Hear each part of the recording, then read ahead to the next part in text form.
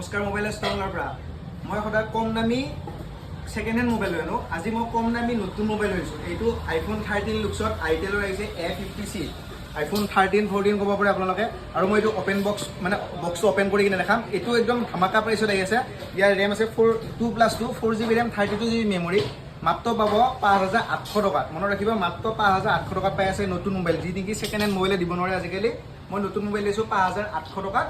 এক বছৰ কোম্পানীৰ ওয়াৰেণ্টি হৈতে পাব আৰু 5000 মেগাহাৰ্টজৰ বেটাৰী পাব মই মোবাইলটো অন কৰি কিনে দেখাইছো এইটো আইফোন 13 লুক্সৰ মোবাইলটো চাব পাৰে আপোনালোকে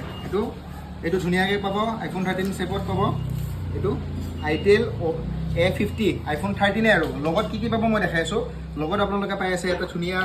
চাৰ্জাৰ পাই আছে আৰু এটা কভাৰ পাইছে কভাৰটো আপোনালোকে চাব পাৰে এইটো একদম প্ৰিমিয়াম কভাৰ এটা পাই আছে লগত চাৰ্জাৰ পাইছে আৰু সকলোতকৈ ডাঙৰ কথা এক বছৰৰ কোম্পানী ওয়াৰেণ্টিৰ লগত পাই যাব আইটেল A50C মাত্ৰ পাব 5800 টকাত নতুন মোবাইল দি আছো 5800 টকাত